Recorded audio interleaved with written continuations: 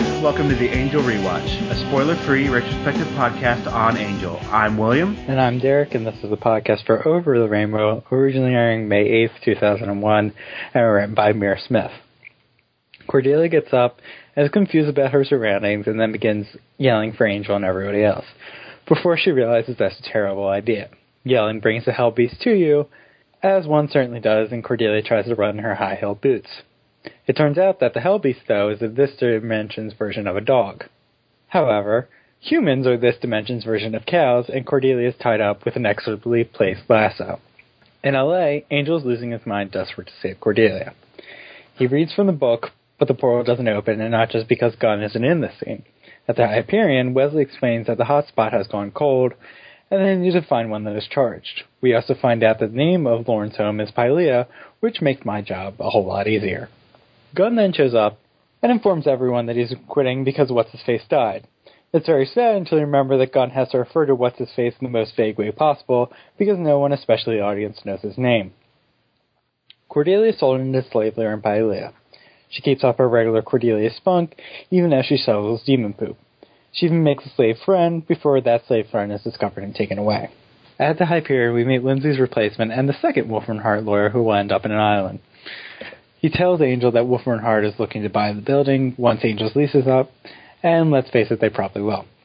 Lauren visits his psychic, and not only she tells him where they can find the portal, but convinces Lauren to go with him. What a shocking and surprising turn of events. Cordelia's life gets worse as she has a vision in Town Square, and Pylea's people freak out. They branch their pitchforks at her because no matter the dimension, townspeople have pitchforks and mutter about her being cursed. After that, Cordelia is tortured to see if she's actually cursed, but I'm not going to talk about that because in my version of this episode, those unnecessary scenes don't happen. In the Hyperion, Angel leaves a message to persons unknown about what they're about to do. Then everyone piles into the convertible. It turns out that the message Angel left was for Gunn, and he decides to come with them. What a surprising and shocking turn of events. After Gunn and Wesley make loving eye contact with each other, they open the portal and drive through into the sunny wooded land of Pylea. Angel doesn't burst into flames and proceeds to remind everyone of that at every available opportunity. The guys then go to Pylea's town square and are quickly cornered and tied up. The constable of Pylea shows up and takes everyone to the judge and will await judgment from the princess. Angel divides a plan for them all to escape when they get to the throne room. Yet once they are prevented for the princess, they are shocked to find, despite the fact that she's wearing the drag queen version of a slave Leia outfit, Cordelia is the princess. What a shocking and surprising turn of events. And that's the end of our episode. Well, we can call it Pylea now, so thank God. Yeah, we're getting to call the host Lauren, and now we don't have to. Well, we don't have to call it the alternate dimension that the character formerly known as the host, but now Lauren lives. So their whole speech, their written language is like all non-vowels, but their home dimension is called Pylea. Don't question it. Don't question it. Don't question the fact that Lauren's hair has been kind of blonde for most of the season, but now in Pylea's Sun it looks reddish because everyone else's hair is red. Well, maybe he dyes it. I mean, that's possible. I don't know. Whatever. Yeah. I don't really like this. I like moments. Yeah, I like the episode. I really like maybe not a lot, but a few, several moments. But the whole episode is kind of boring. Yeah, like there's a lot of good humor in the episode, but it just drags on, and they try really hard to like keep you interested or have. They do try. I don't know if they're successful. It just takes, the whole thing is, everything is upended with finding out that Cordelia is a princess, and it's no longer, let's go into Pylea and save Cordelia. Something else is about to happen. The problem is that they have to stall so that this entire episode ends on Cordelia being the princess. Yeah, it just feels like they really needed an extra episode to get their 22-episode cap. so they just had to drag this out as long as humanly possible. Well, I think they want to end. I don't think it has to do with the season count. I think it has to do with the fact that it's supposed to be the big shock ending that Cordelia is the princess, and now it's completely changed is what we thought the story was going to be. Right, but is the episode really sure what the story wants to be? Because I would hope so, that the people behind this show know what they're going to do in the next 2 episodes. Well, yeah, okay. What I mean to say is the tone of this episode is a little all over the place. Like, there's a lot of humor here. And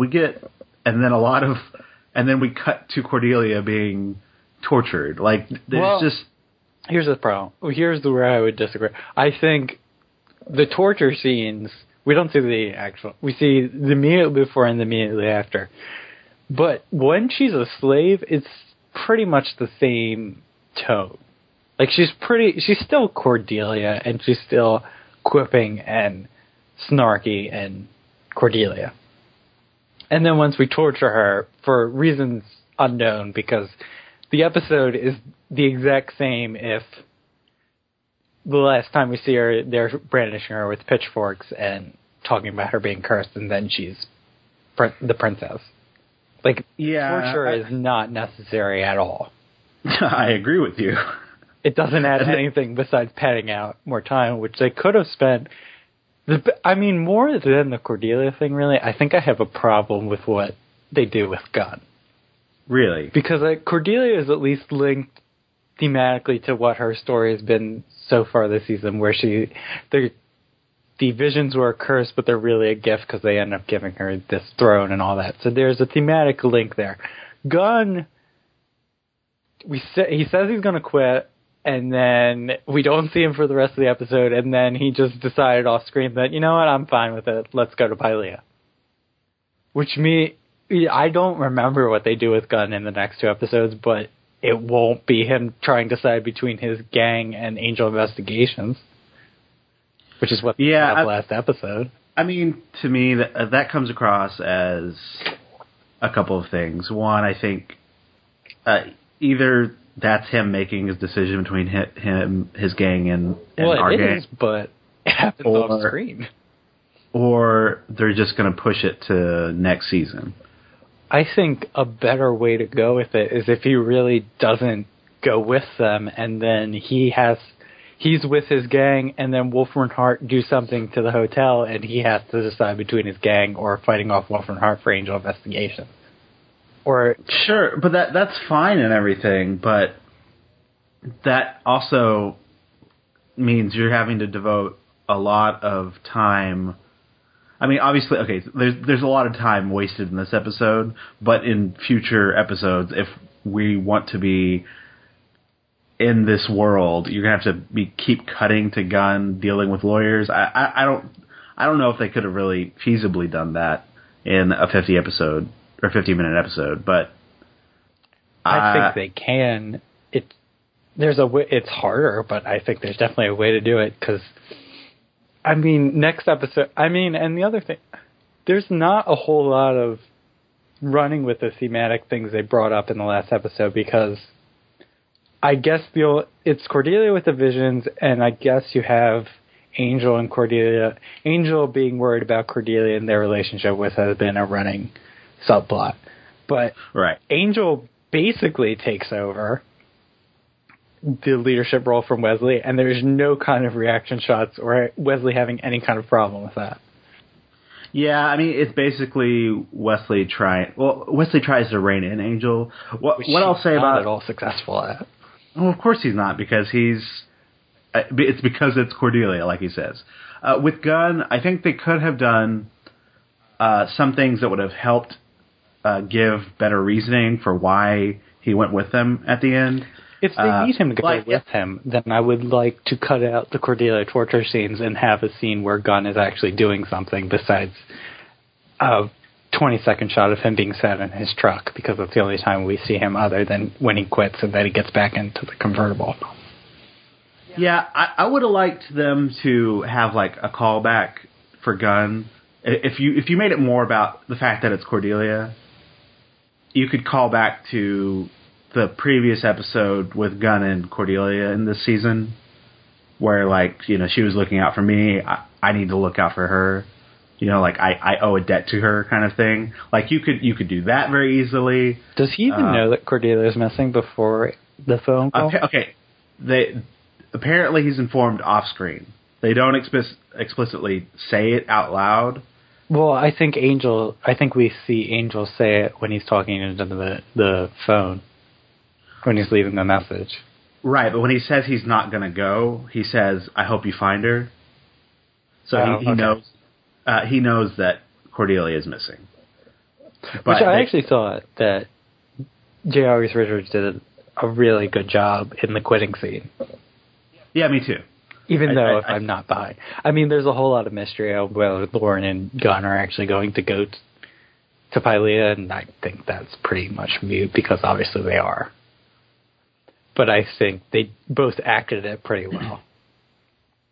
Yeah, I think, on Rewatch, obviously on Rewatch, we kind of know at least vaguely what's going to happen. Like, it's been a while since I've seen these episodes, but I know that all of them are going to go. I thought. Well, I don't have any faith in Gunn not going because they don't show Gunn for the rest of the episode, and that's pretty big hint. Even if I didn't, which I do remember, obviously, but even if I didn't remember, the fact that they don't show Gunn makes it pretty clear he's going to show back up again at the end. And Lauren going is pretty much a given because that's a much more interesting story than Lauren just doesn't go because we just started learning things about him. That's how I felt about Lauren's. With Gunn, I thought he did. I thought they did a really good job of putting doubt in your mind, especially with his performance about life on the line. I just can't one-way trip. I've got responsibilities here. And then I really liked Wesley and Angel's conversation right after that.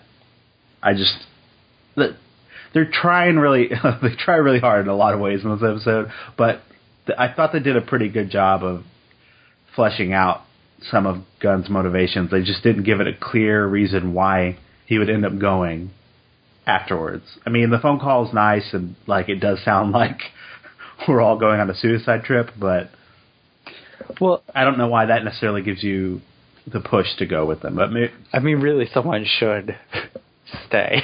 Like Angel should inform another person. See, I didn't remember who he was calling. Oh, I thought he was calling Buffy. Yeah, me too. I just assumed he was really upset. He was on the phone talking about serious things, so I thought it was Buffy or Willow or somebody. I hope he made a call to Willow or somebody after, because that seems just being a way to get Gunn to go with him more than actually having someone stay behind and know what's going on.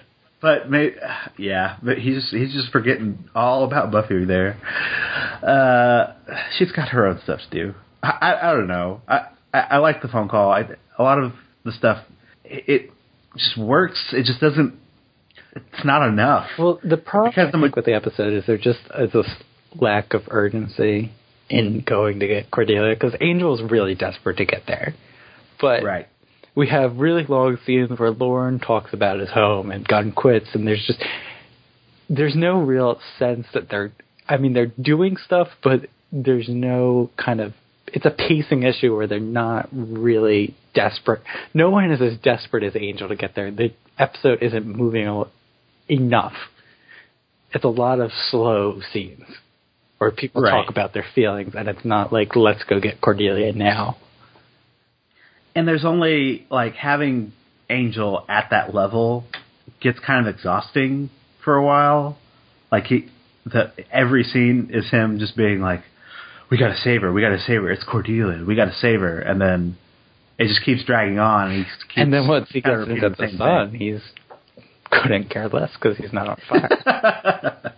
Right. So there are some issues with the tone. Like they do a good job of the humor in this episode. Like there's a lot of jokes that really landed with me. But when you've got it's weird. Like having Angel being super serious about we got to save Cordelia, and some of her Cordelia getting sold into slavery, and the torture scene is what really hurts the episode for me because it makes it tonally just out of balance. Mm-hmm. I don't know. I really don't have much more to say about the episode besides talking about the torture scene. I want to save the torture scene for feedback. So if there's nothing else that you want to talk about. Okay, well, how about having another lawyer from Wolfram and Hart? The new Lindsay, who is like the opposite of Lindsay because he's a robot and not at all emotional. Not that I say he's a bad actor and he's wooden. I'm just saying he is not at all emotional about anything. Where Lindsay was a hormonal teenager. Gavin, that's what his name was. His name is Gavin. I was going to call him Daniel Day Kevin. I know I was going to be fine with that. Yeah, that's. I think it's really funny to see a bunch of lost actors. Well, it's only two, but still. I'm hoping more. I mean, I'm not sure about the timeline, but I would guess that this is one of his big acting roles before Lost. I think they have to be close.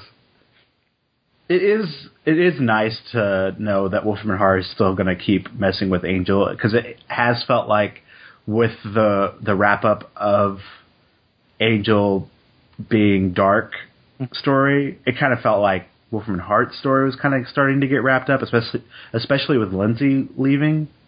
Yeah, well, because Lindsay was kind of into Wolfram and Hart because they didn't do a whole lot with Lyle this season. Right. So it did feel like maybe they were just going to drop that. I mean, obviously they weren't, but this was a nice like little reminder and push to remember that they're still a player, and it's interesting that. Well, it's nice to see them actually doing lawyer stuff. Right. Because we've moved so far away from they're an actual law firm and they're just the incarnation of evil. Where here they're actually going to take... I mean, they're plotting to take the Hyperion from Angel by purely legal stuff. Yeah.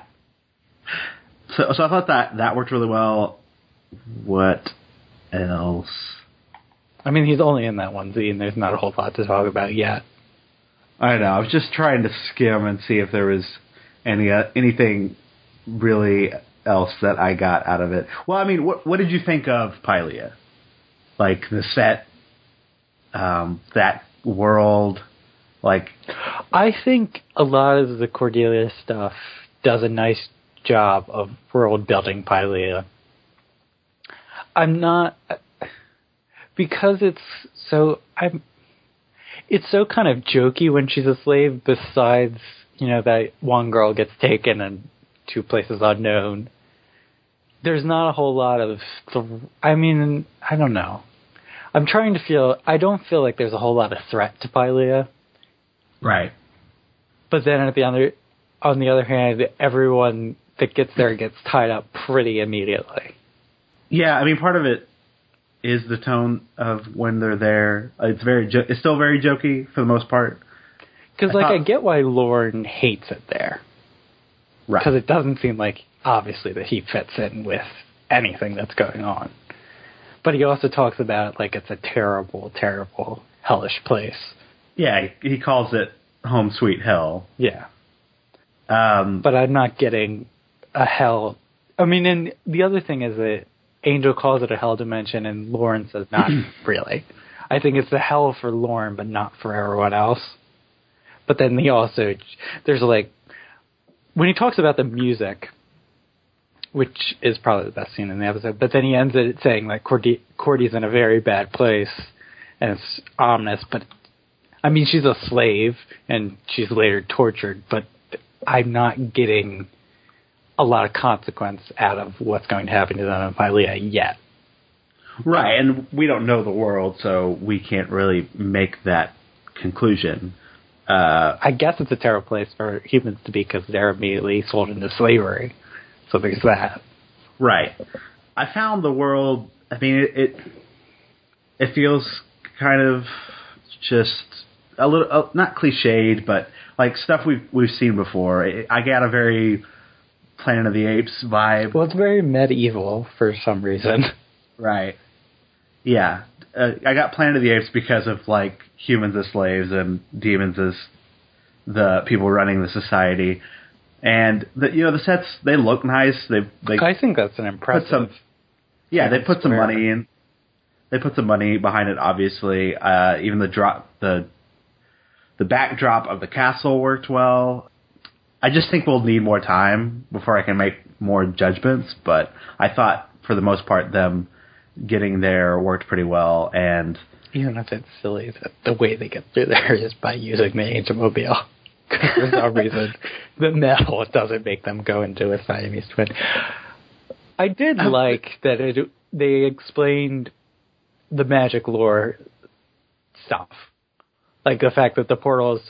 I mean, Lauren came through 5 years ago, and Fred, I don't know how we met Fred, I don't know. But maybe. But she left... She got sucked in 5 years ago, and Lauren got spit out 5 years ago. And then Landok got spit out, and the Droken went in. Landon got taken... I guess they both got spit out, really. Yeah. But Cordelia went in. Yeah. So it seems that it takes them like 5 years to charge the portals. Well, no, I think it was more just about that. They talk a lot about psychic hotspots or whatever. Mm-hmm. And we didn't have the books for them to read on this side that opened up the portals or whatever. But I'm not sure if they haven't specifically said about how they're going to get home. So I'm not exactly sure how the Drokon got summoned into our dimension. Hopefully they'll explain that in a future episode. But I did like getting the confirmation of how long Lauren's been here, and it seems, it obviously ties to Cordelia's vision from the previous episode about seeing Fred get sucked into the portal 5 years ago. Okay. So can we just move on? Yeah, we can move on to feedback. We said we weren't going to talk about it much more, and then we did. But let's just move on to feedback. So, okay. So first up, we have Kanem, who said, just when you thought we were moving away from damsel in distress stories, here comes Over the Rainbow and 3 things for William and Derek. 1. Did they leave out any cliches?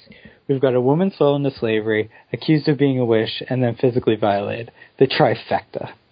Ugh. Does it help at all that there's another woman that tries to help Cordy, or is that just another cliche?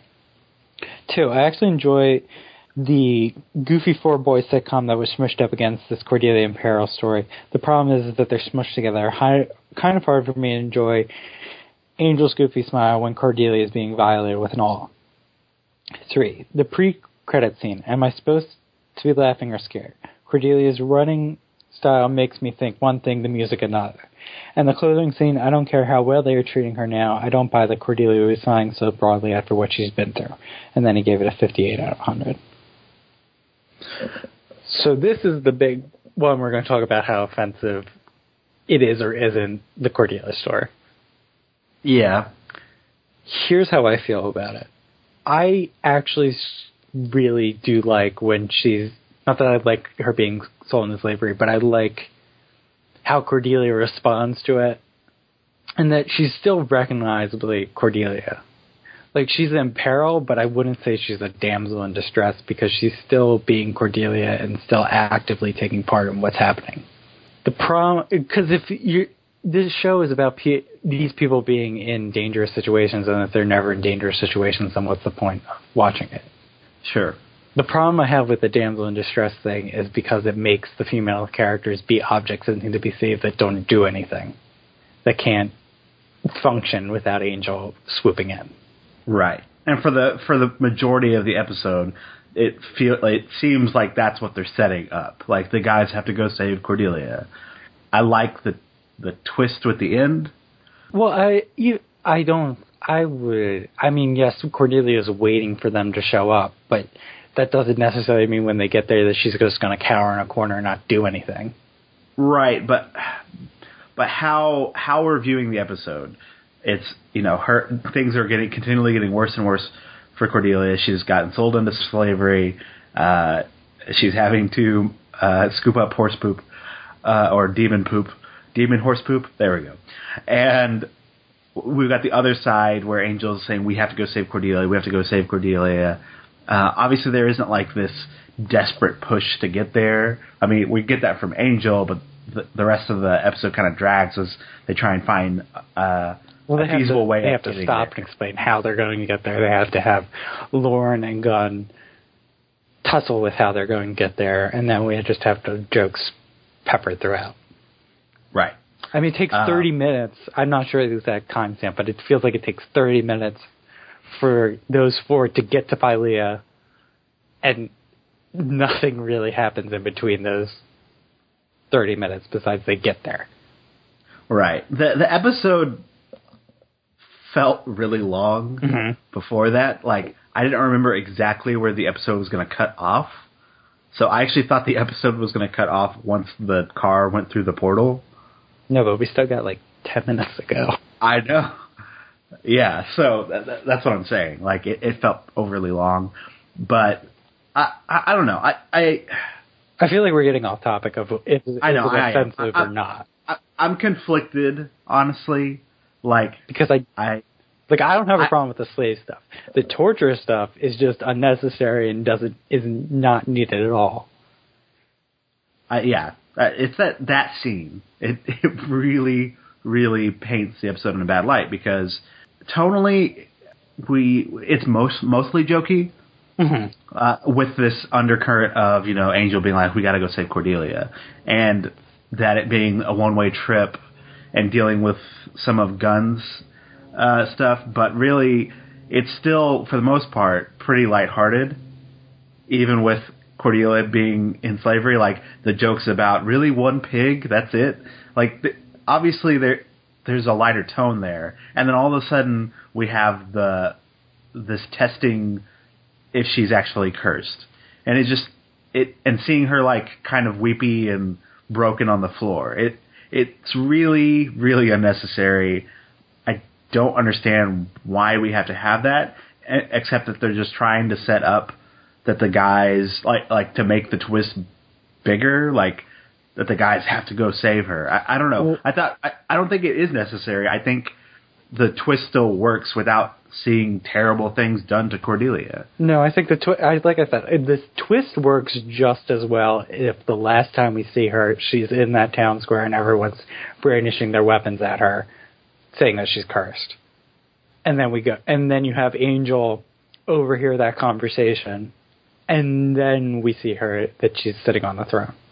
Like, right. That works just as well. The only thing that, I mean, I'm with you that the torture is not necessary, but I have a feeling that what are they called? The Covenant. Covenant will come back in some way.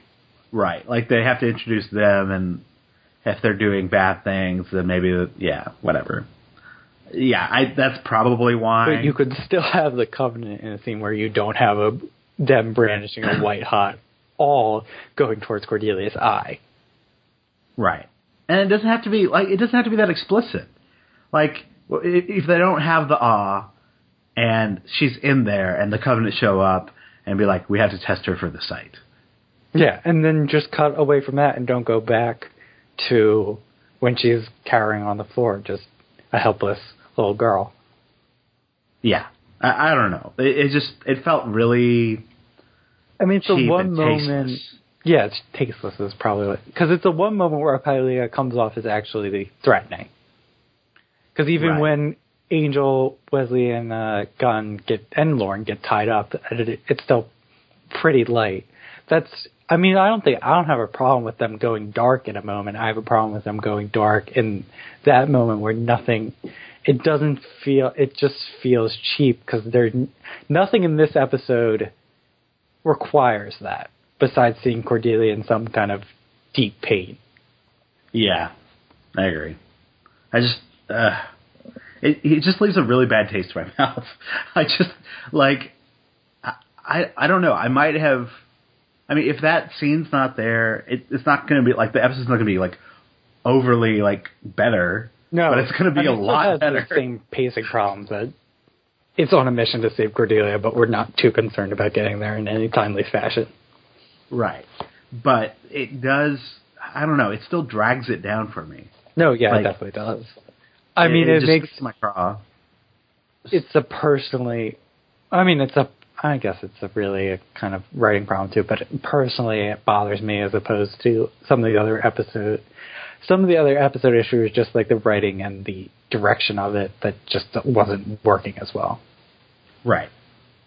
Where that's just, like, offensive. Right. Yeah, definitely. So are you ready to move on? Yes. Okay. So next up we have Alicia. She says, favorite scenes. Is this thing out of batteries? I was there. I came here. I like here. I don't want to go there. It's cold. Put on a sweater. This hat is chafing my horns. However, we could emerge on the other side as a freaky hybridized Siamese twin. You couldn't turn me evil, so now you're evicting me. Now they're trying to annoy me to death. I'm waiting for Wesley to have that Eureka moment. Wesley. Eureka! Oh, geez, thank God. You mean he actually says Eureka? Everyone telling Lauren to shut up and pushes him back down in the car. Okay, gentlemen, take a good look around, and then they all buckle their seat belts. Now say goodbye, the book thud. Wesley touching Angel's cheeks, Angel smiling. Angel excited that he's not on fire. We don't have convertibles in this world, or, cars. Lauren yelling the book. All the reactions in the convertible after they arrive in Pylea. Lauren mad. We need to keep a low profile. Why? Because otherwise we might get beaten to death by sticks. I think we're winning. Next scene, they're tied up and on their knees. Wesley running with chains on his hands and feet was funny. Cordelia looks a lot better at the end. Bad. Narwek. I don't like him or any of the other Pyleans. They're ugly. Lauren is the only not ugly Pylean. The girl who plays Lauren's psychic friend Angie is the wife of the actor Joseph Morgan, who plays Klaus Mikkelsen in the originals. The cliffhanger makes me want to watch the next episode. The lawyer standing behind the lawyer talking looked kind of scared of Angel's damn face. So thank you, Alicia. I want to talk about Lauren's psychic friend, because that was such a bizarre scene to me. And I'm not quite sure why. It just felt so slow. It felt really slow. I didn't mind it because... Well, I think the other thing is, too, that there is, like, no semblance of subtext in that scene. Because she's a psychic, she's talking about all... It just feels, like, really lazy, because she's a psychic. She can talk about what's going on in Lauren's head. And we don't really have to, like, do that in a clever way. She can just come out and say it. Yeah, but I liked it for the fact that it gave Lauren more ties to this world. Like him having a friend that he goes to, like giving more insight of just, because we're actually focusing on Lauren away from the gang, that gives him more sense of a history. And I didn't mind her. It felt, again, like most of this episode had a weird pacing issue to it. Mm-hmm. Like he just kind of shows up. Well, she shows up. Talk for a while. She's on the phone with her job, and then Lauren shows up and she's like, all right, bye. And then gets up and just like casually makes coffee in like real time as she talks to Lauren about all his inner demons. And just like, didn't you always know that you have to go back? Like, it's a very lazily written scene where there is no subtext at all. Right. I think it's just a necessary evil of having to spell out the host. We don't have a lot of time, or Lauren. God, I can say Lauren. We don't have a lot of time to really ramp up his character. So they are kind of having to shoehorn in scenes like this. No, it's probably a necessary scene. I'm not saying it's a well-done scene. No, it's not. I agree with you to some extent. I mean, you can call him the host still, because Wesley still is. No one else at Angel Investigations is calling him Lauren yet. Yeah, really? Yeah, wow. Cordelia calls out... She describes Lauren in a lot of detail, like green lounge singing demon or something. She doesn't even say the host. Oh, okay. In the beginning of the episode, and then I know Wesley for sure calls him the host when they're worried about where he went after he was going to get interrogated. I really like Wesley in this episode. And she pointed out a lot of things. Like, he just has a really nice comedic timing. Well, I mean, I don't think that's nothing new. Discovery of this episode that Wesley is a good comedic actor. I really do love I think we're winning, and the immediate cut to them being tied up. And yeah, there was even something like I kind of chuckled to him walking with the chains. Like, he just has a physical comedic ness to him as well, that he does all the pratfalls and everything. So him shuffling about in the chains, he still kind of has a funny air to it. I just am bothered by the fact that they set up that he was going to struggle with his confidence in the leader position, and there's multiple times where Angel takes the leadership role away from him, and they don't have any kind of reaction that he's uncomfortable with that. And it's not just that it's Cordy, so he should be fine with Angel stepping all over him. They should at least have a little, all I'm asking for is like one reaction shot where he's a little perturbed. Yeah. Yeah, I agree. Because they definitely did that. They definitely did that in, I forget the name of the episode, even though we just watched it last week. This is how forgettable this whole pilot has been. Belonging, where Angel took control, and he was upset, and then Angel immediately realized it too. But even then, just have a shot of Wesley being upset by it, and there's nothing. He's just in his books, and he's telling jokes. Well, I mean, he shows longingly. He shows a lot of understanding for Angel. No, like, that's always been present. That he understands maybe more than Angel himself his relationship with Cordelia. Right. They do try and give him a little bit of that leadershipness when they're in Pylea, when Gunn starts talking back and he tells him to stop, and they have this, like, him stare down between him and the constable. I mean, he gives them the pep talk before they start the fight where they're winning, which Lauren is doing a pretty solid job. So, well, yeah, we've seen him. I mean, we saw him fight in the he's time bubble episode or whatever. Well, he did a high pitch. Well, he punched that demon. Looked really happy with himself. Yeah. And then did the high pitched scream and then thing. kicked somebody in the balls. Yes. Okay. But those he wasn't like he was an active fighter. Right. Like it's real. I mean, I don't know if he's really holding his own, but he's doing a pretty good job. Anyway. Anyways, yeah. Is there anything else you want to talk about over the rainbow? Freaky, hybridized Siamese twin.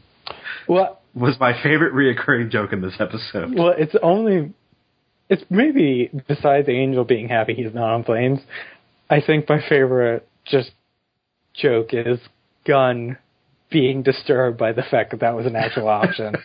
And nobody told him.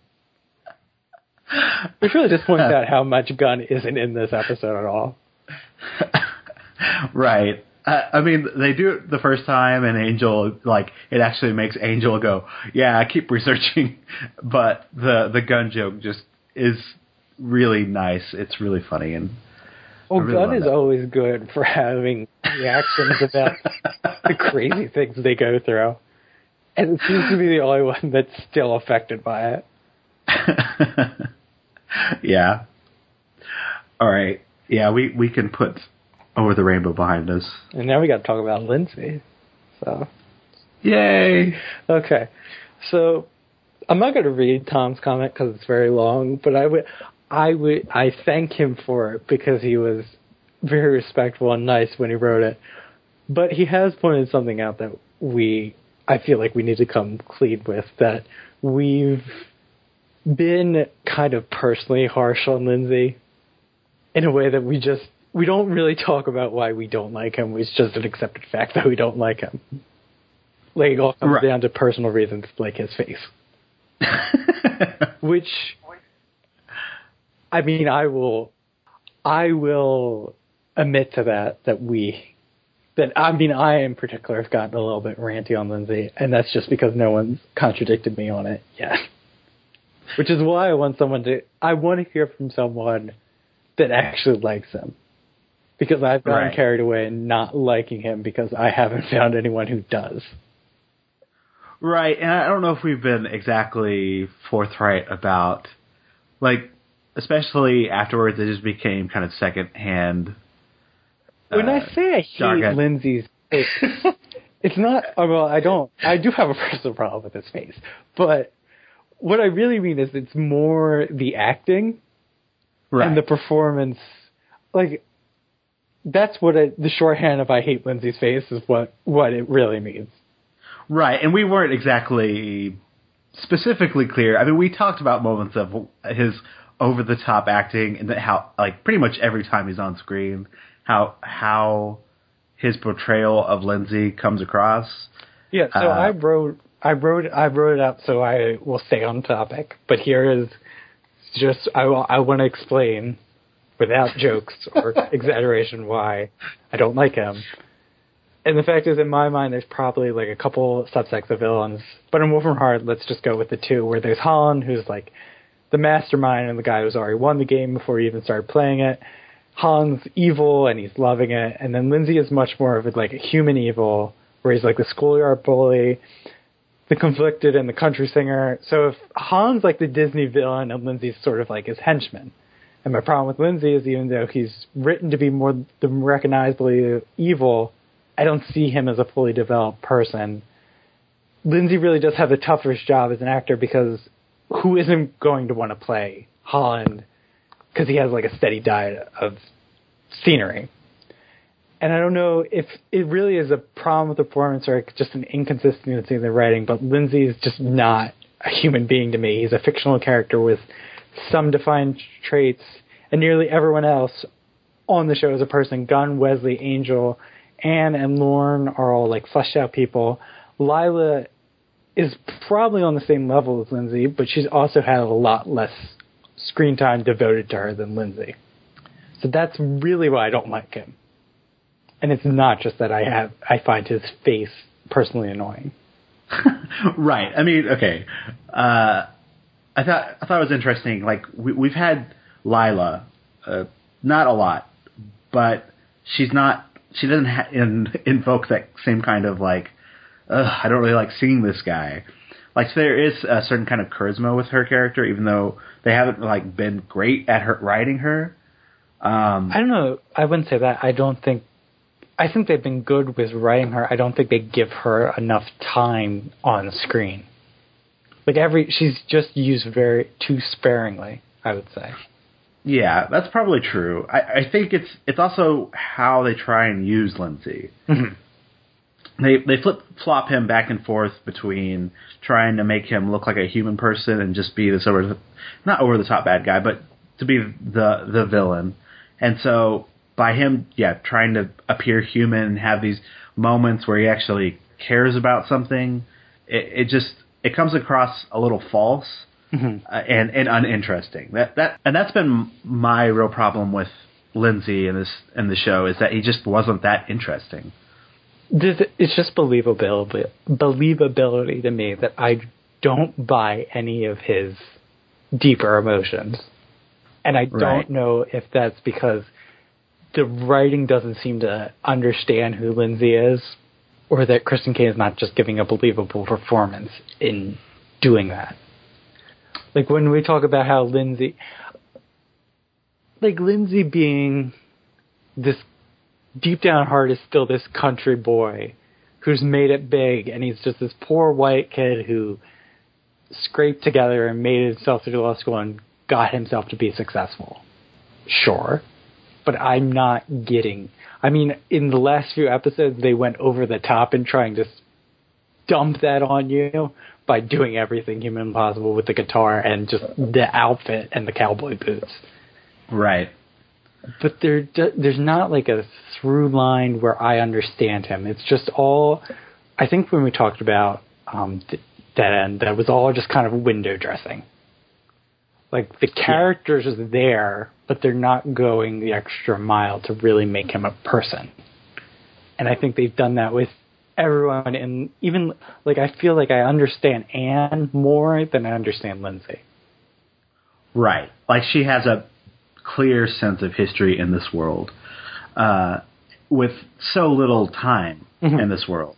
I think I understand Lila a little bit more, just from the way she doesn't really have as much of a human element as him. The thing that we've found with Lila is that she was like she wants to be as good as Holland was at manipulating people, but she gets easily flustered and can't recover. Right. I don't think it's necessarily his like Christian Kane's performance. Like we even talked about like Dead End, he had the the "screw you, I'm leaving, I quit" speech. Mm-hmm. And even though it was way over the top, like he can tend to be, there was still something pretty interesting about the performance or enjoyable to watch about it.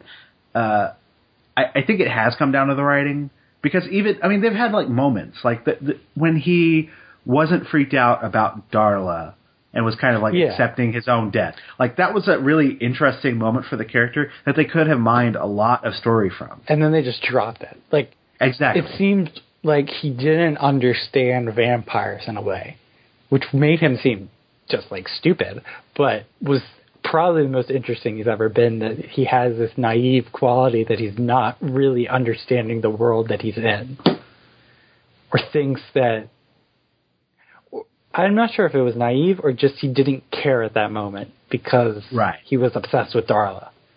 And they never really told us why he was obsessed with Darla. Exactly. It just kind of happened, and then everyone accepted it.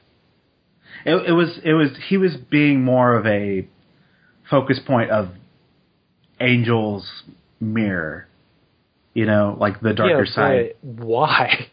Like they just decided that he's in love with Angel because that gives us a parallel with. I mean, he's obsessed with Darla. He's in love with Angel. That was a important step because he is. If Lindsay, honestly, it's a joke, but if Lindsay really was obsessed with Angel, was a latent homosexual, that would make so much more sense for everything, but they're not going there. Right. It really is. Just, it's Forrest all over again. Which we can't talk about because Forrest and Riley, go see the Buffy rewatch. But he's not, like, for me, the writing thinks he's a deeper character than I've actually seen on screen. Right. And that's why I want to hear from someone who is buying the performance and just is buying that character. I could see someone buying the performance. I don't know if the writing is not supporting his character because of how they just want to use him in different ways when they can. They just kind of, okay, well this week we're gonna have him try and save the kids from the assassin lady. Okay, this week we're gonna focus more on he has a personal vendetta against Angel. I mean, they just kind of drive him in these different directions, and there's not a clear arc for him. Like, I do think there's a clear arc in that he decides at the end that he just wants to go back to being a normal person. I think that's a clear arc throughout. There's just no connective tissue between things. I don't know if it was explicitly clear. Is that what they were trying to say with him just not caring? Well, here's what I'm saying. I think there's a clearer arc with Lindsay than there is with Kate, who really seems to just decide episode to episode what kind of character she's going to be.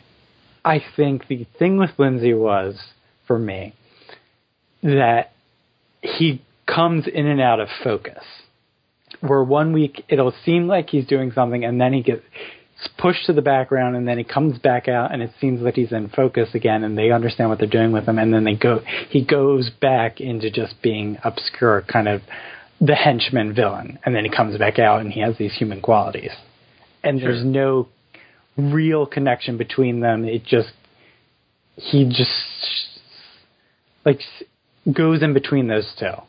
Whereas Kate was just like, I'm upset at Angel. No, I'm not. Yes, I am. No, I'm not. I have daddy issues. I have real bad daddy issues. Oh, I'm taking a bunch of pills and alcohol now. Right.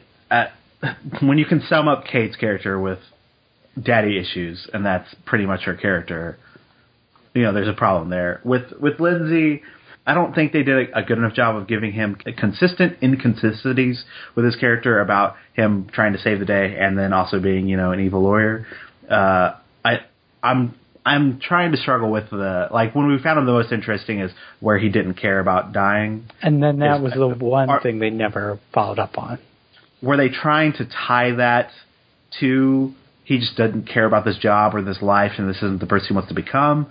So if that was the connection they were trying to make, I think they could have done a better job of spelling that out in Dead End. Really, I just wanted them to explain the cellar scene, but... Well, in Dead End, we go back to when he was in Blind Date, where this seemed to have crossed... Killing kids seemed to cross the line morally for him. The same way that harvesting body parts seems to cross a moral line for him.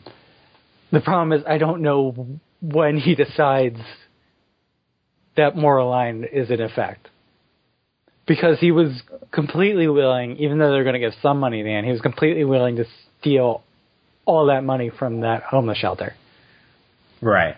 Which you'd think, given what we know of his background, he'd have a problem with that. I mean, I don't know. I mean, he's obviously part of... He's done things like this before. Like, in that episode, it seemed like he had been there, done that kind of thing. Like, this is... And Wolfram and Hart kind of talked about how they do this kind of thing. In Blind Date, you mean? No, not in Blind Date. In the... in... the homeless Blood shelter. Money. Blood Money. That they do this kind of thing often. So, yeah, but I don't know. Think that would... What I'm saying is that he needs to have a clearly defined more... Like, I think Lindsay has traits, but he is not a fully developed character for me, because they never go the extra mile in making me believe him. Yeah. Because he's conflicted about something, he's not conflicted about others. He's conflicted when they're about going to kill kids, but he has no problem in letting Darla do whatever she wants and kill whoever she comes upon. Do you feel like... Because with Kate, I felt like early on with her character, like say the first half of season 1, she felt like an actual real character that they were actually developing towards. And then after that point, pretty much after her dad dies, they just had no idea how to write her, and she just ceased to be a character or a real person, and she just became this tool for the that they could just use to. She became a for force the story that Angel came up against, not a person.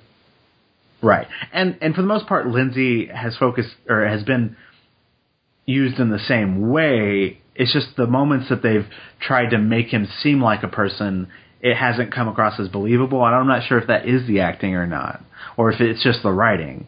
I mean, part of it is just that he is the bad guy, so why should I care about where he came from and the fact that he came up poor and woe is me, but... Well, I think that's a personal issue that I do think that you can make... I do think it is... I think it's a little bit of column A and a little bit of column B when it comes to the acting and the writing. I think Kristen King could do more to make Lindsay sympathetic and to tie all the separate threads together. And I think they could do more writing where it seems like he has a consistent moral compass. Like, he doesn't have to be likable, but I have to understand who he is, the person that he is, and I don't understand that. Because Lindsay to me is a brat. Yeah. And I'm not saying that to be like insulting to him. I think that's a character choice, that you can have a bratty character who thinks they deserve these things, but I have to understand exactly why he deserves them, why he thinks he deserves them. And if it's just that he grew up poor and he struggled to get to the top, fine. But I'm not getting that all the time with Lindsay. Sure. And it's weird because they're trying to write him as a more complex villain. Mm-hmm. But if we just compare him to Holland, right, who is a more straight up mustache twirly bad guy, but he's infinitely more interesting. Because Holland loves being in control. Holland is evil and he loves it. And that's just fun to watch. What actor isn't going to have fun playing Holland Manners, where they just get to chew every bit of scenery? And Lindsay, you have to make him a person. Right. There just has to be... There's more work that has to be put in for the character, for him to come across... And we don't have to root for him, and we don't have to like him as a person, but he does need to be interesting. Mm-hmm. there just needs to be some angle that I can get into Lindsay as a character. Right, and they tried multiple ways. Like, they tried with the personal vendetta of him losing his hand. They tried with a more personal mirror reflection with Angel, with his obsession with Darla. Mm-hmm. But nothing seemed to really connect. I think that's where you're hitting on it. That they try these things and then they get rid of them and then they never come back. Yeah. So they try it. They realize this isn't working for whatever reason. It just didn't work. And then they try something new. And the problem is that just the character then gets lost in all these things they're trying to do. And there's no trajectory towards them. Yeah, and there is something about if you're just going to try these things, there is something to just sticking with the story throughout. I mean, it seemed like they dropped it at the sign of a hat. Like, they just, like, oh, this isn't working, and dropped it. If they would have stuck with it, I mean, even if it didn't necessarily work, I still would have felt like at least you actually tried. Like, the fact that they would bring up the story and then, like, it doesn't work, let's just drop it. Mm-hmm.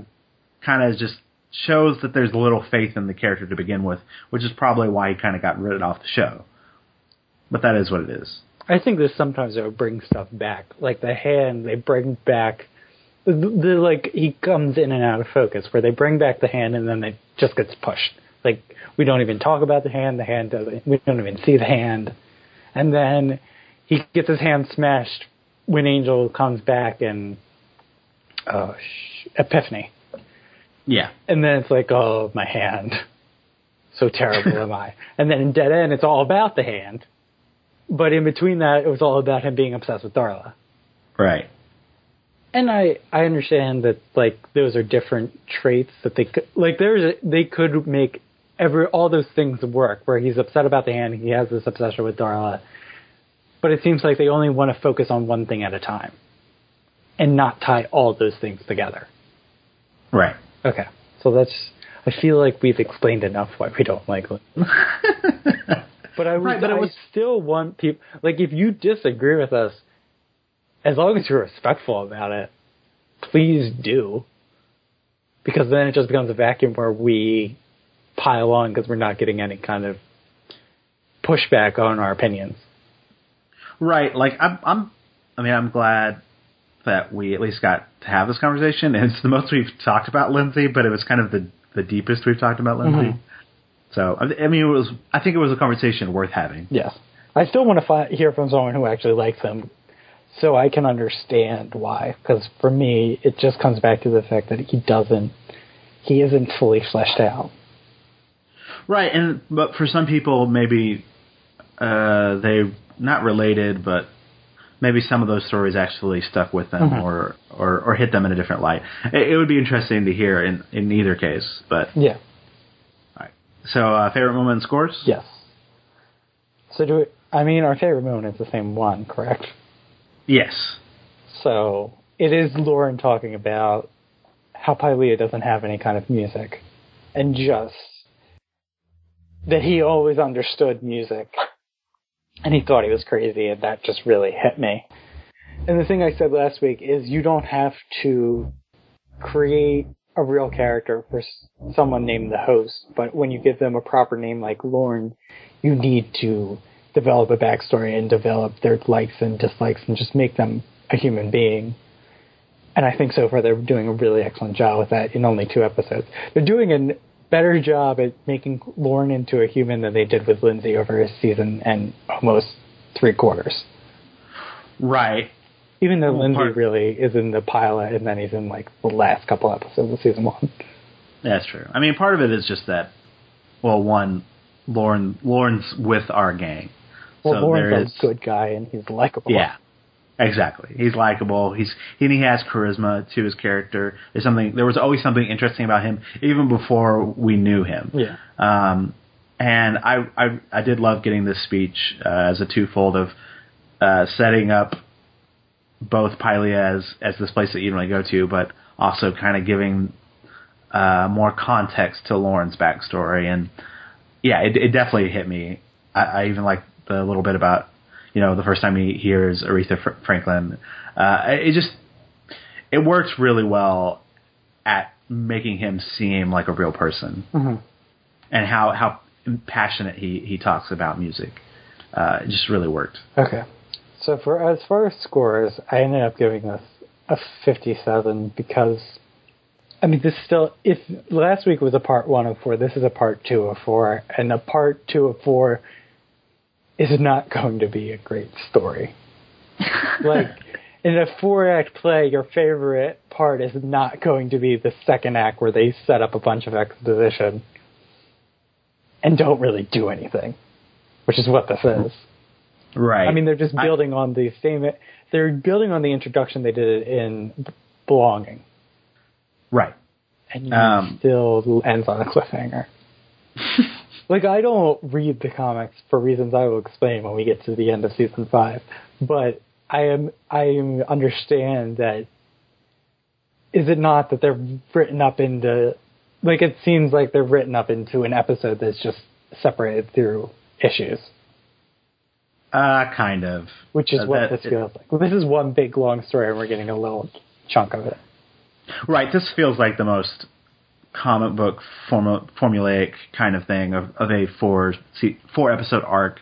Feels like a self-contained thing, like you would find in comics. I mean, this feels like so far this feels like one long episode, which is an interesting experiment. So far, they haven't been that successful. Right.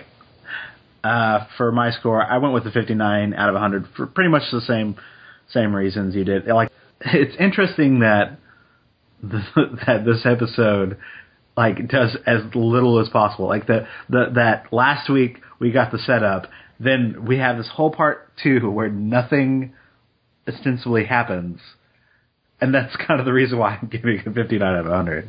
Mm-hmm. There's really not much more to say about it. Yeah. There's a reason why we talked. I think we talked less about the episode than we did about Lindsay, which I don't think I would have ever anticipated happening. Right, that's true. All right, and if you'd like to leave us some feedback, you can do so by commenting on the post at theangelrewatch.wordpress.com. Or you can send an email to angelrewatch@gmail.com. Or you can call our voicemail number at 206-203-3276. You can go to the Tumblr, which is angelrewatch.tumblr.com, to see all the gifs of whatever episode we're watching, and the reviews archived there. We're available on YouTube, iTunes, and Stitcher. While you're there, leave us a review. It really helps promote the show. You can follow me on Twitter at NerdGuyWilliam. And you can follow me on Twitter and Tumblr at TheComfortador. And next time, we'll be reviewing Through the Looking Glass, where we get more Princess Cordelia and more Pylea.